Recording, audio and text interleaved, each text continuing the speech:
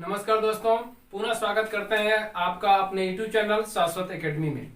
जैसा कि दोस्तों हमने पिछली वीडियो में पढ़ा चुके हैं आपको संज्ञा के प्रकार, संज्ञा किसे कहते हैं, उसके अंतर्गत सर्वनाम, सर्वनाम की परिभाषा और उसके कुछ उदाहरण हमने आपको प्रस्तुत किया और पढ़ाया था। आज सर्वनाम में पहला है पुरुषवाचक सर्वनाम, निजवाचक सर्वनाम, निश्चयवाचक, अनिश्चयवाचक, संबंधवाचक।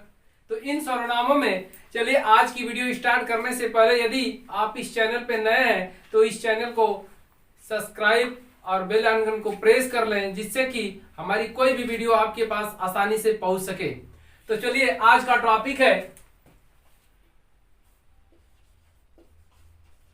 पुरुषवाचक सर्वनाम।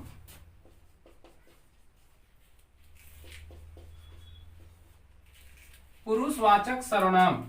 तो जैसा कि दोस्तों हमने बताया था आपको कि सर्वनाम के प्रकार, तो सर्वनाम जो है आपके 6 प्रकार के होते हैं। उस 6 प्रकार में पहला है हमारा पुरुषवाचक सर्वनाम। आपसे पूछा गया था 2011 में टेट में यह क्वेश्चन आया था कि सर्वनाम कितने प्रकार के होते हैं, तो सर्वनाम 6 प्रकार के होते हैं। तो आइए सर्वनाम में पहला टॉपिक स्टार्ट करते हैं, पुरुषवाचक सर्वनाम। तो जैसा कि दोस्तों यह नाम से ही प्रतीत हो रहा है कि पुरुषों के नाम को, पुरुषों के नाम को ही हम क्या कहते हैं, सर्वनाम कहते हैं। सर्वनाम।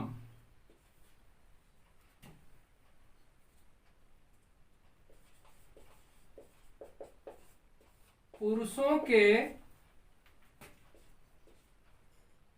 नाम के बदले में प्रयुक्त होने वाले शब्द को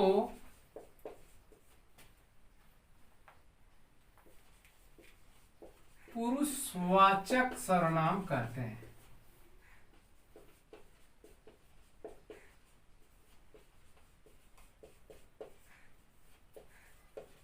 आइए दोस्तों देखते हैं इसे एक बार पुनः कि सर्वनाम पुरुषों के नाम के, पुरुषों के में आपके स्त्री और पुरुष दोनों आ जाते हैं। तो पुरुषों के नाम के बदले में प्रयुक्त होने वाले शब्द को हम पुरुषवाचक सर्वनाम कहते हैं।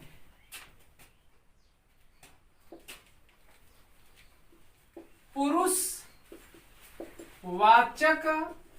सर्वनाम के प्रकार। आइए दोस्तों एक बार इसे देखते हैं कि जो पुरुषवाचक सर्वनाम में कितने प्रकार के होते हैं। आपसे अगर यहां से प्रश्न पूछा जाए कि पुरुषवाचक सर्वनाम कितने प्रकार के होते हैं, ये तो 3 प्रकार के होते हैं। पहला आपका इसमें आता है उत्तम पुरुष, और दूसरा हमारा आता है मध्यम पुरुष। पहला उत्तम पुरुष, दूसरा मध्यम पुरुष और तीसरा अन्य पुरुष। तो उत्तम पुरुष किसे कहते हैं और मध्यम पुरुष किसे कहते हैं और अन्य पुरुष किसे कहते हैं। तो आइए उत्तम पुरुष, जैसे मैं आपको पढ़ा रहा हूं तो मैं क्या हूं, मैं या हम आपके उत्तम पुरुष के अंतर्गत आते हैं। मैं आपको पढ़ा रहा हूं तो उत्तम पुरुष, आप पढ़ रहे हैं तो मध्यम पुरुष। अब किसके बारे में अध्ययन किया जा रहा है, ये पुरुषवाचक सर्वनाम के, अर्थात जिसके बारे में हम बताएं कहें उसे ही क्या कहते हैं, अन्य पुरुष कहते हैं। तो चलिए उत्तम पुरुष में हम पढ़ते हैं कुछ उदाहरण। और तो आइए दोस्तों, उत्तम पुरुष, मध्यम पुरुष और अन्य पुरुष का जो ये प्रकार है, इसे हम एक डायग्राम के माध्यम से विस्तार रूप से थोड़ा पढ़ते हैं कि उत्तम पुरुष और मध्यम पुरुष और अन्य पुरुष किसे कहते हैं और इसका एग्जाम्पल क्या है, उदाहरण है और कैसे प्रश्न आपसे पूछा जाता है। तो चलिए आइए दोस्तों, पुरुषवाचक सर्वनाम के प्रकार एक चार्ट के माध्यम से हम पढ़ेंगे, जो कि परीक्षा की दृष्टि से बहुत ही इंपॉर्टेंट है। हर एग्जाम में यहां से प्रश्न पूछे जाते हैं। तो चलिए चार्ट के माध्यम से हम इसे कैसे पढ़ेंगे और कैसे इसे अध्ययन करेंगे, आइए एक बार देखते हैं कि उत्तम पुरुष, जैसा कि हमने बताया कि उत्तम पुरुष जैसे मैं पढ़ा रहा हूं तो कैसा हूं, मैं उत्तम पुरुष हूं। उत्तम पुरुष कहने वाला वक्ता या पाठक उत्तम पुरुष वाचक सर्वनाम के अंतर्गत आता है। कहने वाला पाठक या वक्ता जो आपका है वह उत्तम पुरुष के अंतर्गत आता है। उत्तम पुरुष में एक वचन में मैं, मेरा, मुझे, मुझको, मुझसे, यदि इनमें से कोई भी यह शब्द आ गया तो यह आपका पुरुषवाचक सर्वनाम के अंतर्गत उत्तम पुरुष के अंतर्गत आता है। इसके बाद बहुवचन में हम, हमें, हमको, हमसे, ये सारे शब्द जो हैं आपके बहुवचन के अंतर्गत ये आपका उत्तम पुरुष में आते हैं। कुछ उदाहरण लिए हैं, जैसे मैं तुम्हें पुस्तक ला दूंगा। कौन? मैं तुम्हें पुस्तक ला दूंगा। इसमें अगर आपसे पूछा जाए कि इसमें कौन सा पुरुष है तो इसमें आपका उत्तम पुरुष है। कौन सा? मैं कैसा, आपको अंडरलाइन करके दे देता है और पूछता है कि मैं शब्द यहाँ पे कैसा है। तो याद रखिएगा कि मैं शब्द जो है आपका, यह आपका उत्तम पुरुष के अंतर्गत आता है। फिर भारत मेरा देश है, मानिए मेरा आपका अंडरलाइन कर दिया और कहता है कि मेरा शब्द इस वाक्य में कैसा है, तो मेरा शब्द इस वाक्य में उत्तम पुरुष के है। हमें आपस में मिलकर रहना चाहिए, तो हमें, यह बहुवचन में हमें आपस में मिलकर रहना चाहिए, तो हमें शब्द जो है आपका उत्तम पुरुष के अंतर्गत आता है। चलिए मध्यम पुरुष किसे कहते हैं? जैसे हम पढ़ा रहे हैं और आप पढ़ रहे हैं तो आपके बारे में जो बताया जाएगा वही क्या है बताए? मध्यम पुरुष। सुनने वाला श्रोता, सुनने वाला श्रोता के बारे में जो कुछ बताया जाता है वो क्या कहलाता है? मध्यम पुरुष कहलाता है। जैसे एक वचन में से हम प्रयोग करते हैं, तुम इधर आओ, तुम्हारा, मुझे, मुझको, तुझसे। ये देखिए तो से स्टार्ट हो रहा है। तुम, तुम्हारा पकड़ने का तरीका है तुम, तुम्हारा, तुझे, तुझको, तुझसे। तो ये आपका मध्यम पुरुष में एक वचन में यह प्रयोग किया जाता है। जैसे बहुवचन में आप, आपको, आपसे, तो अ से स्टार्ट हुआ है। आप, आपको, आपसे। तो याद रखिए आप शब्द कई बार पूछा है कि आप शब्द कैसा है, तो आप शब्द आपका मध्यम पुरुष के अंतर्गत आता है। इसके बाद उदाहरण है, तुम हमेशा गलती करते हो। तो इसमें कौन सा पुरुष है? तो इसमें आपका मध्यम पुरुष है। और कौन सा शब्द है? तुम। ये अंडरलाइन देखा कि तुम जो है अंडरलाइन जो किया है यह कौन सा पुरुष है, तो याद रखिए यह मध्यम पुरुष है। इसी तरह से आप कैसा है? आप छोटी सी बात पर नाराज हो जाते हैं। ये इस एग्जाम्पल के माध्यम से समझने का प्रयास कीजिए कि आप छोटी सी बात पर नाराज हो जाते हैं। तो आप शब्द में अंडरलाइन देकर पूछा जाता है कि आप शब्द कैसा है, तो आप शब्द आपका पूछ देगा कि उत्तम पुरुष है, मध्यम पुरुष है या अन्य पुरुष है। तो याद रखिए यह आपका मध्यम पुरुष के अंतर्गत आता है। इसके बाद अन्य पुरुष। श्रोता और वक्ता, जो सुनने वाला है और जो कहने वाला है, ये दोनों लोग जिनके बारे में, जैसे हम आपसे पढ़ा रहे हैं और हमारे सामने आप पढ़ रहे हैं, हम दोनों लोग जिनके बारे में अध्ययन करते हैं वो हमारा अन्य पुरुष के अंतर्गत आता है। अर्थात तो वक्ता हम हैं और श्रोता आप हैं। इनके द्वारा जिनके बारे में वर्णन किया जाता है, कुछ बताया जाता है, वही क्या कहलाता है? अन्य पुरुष के अंतर्गत आते हैं। एक वचन में जैसे यह, वह, ये, वे, इन्हें, उन्हें। बहुवचन में इन्होंने, उन्होंने। उदाहरण हमने लिया है, यह पड़ोसी का बेटा है। अगर यह शब्द अगर अंडरलाइन करके पूछ दिया जाए कि कौन सा पुरुष है, तो आपका अन्य पुरुष है।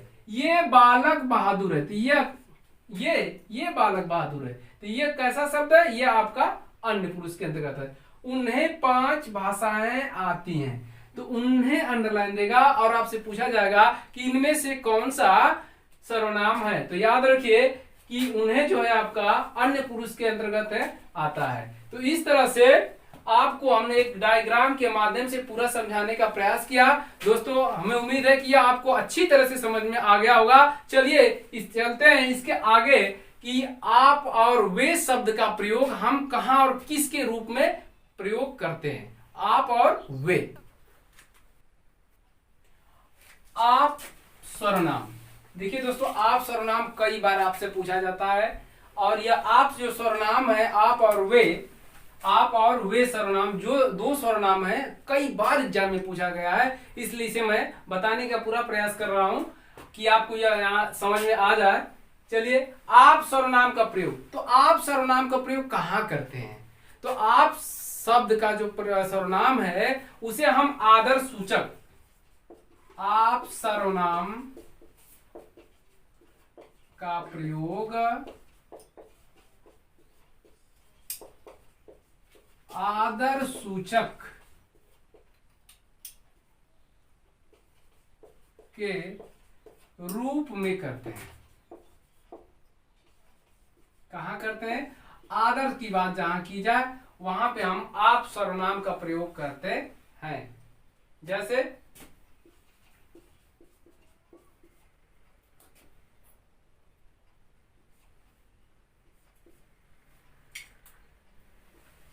आप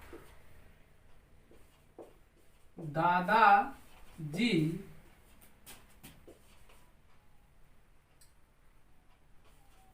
कब आए?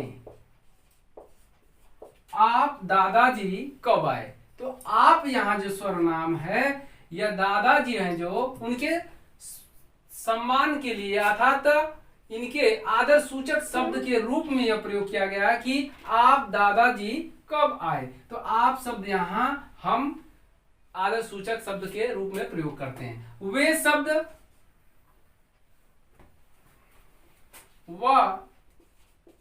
वह शब्द सर्वनाम का वे शब्द के रूप में, वे सर्वनाम, वे सर्वनाम के रूप में प्रयोग।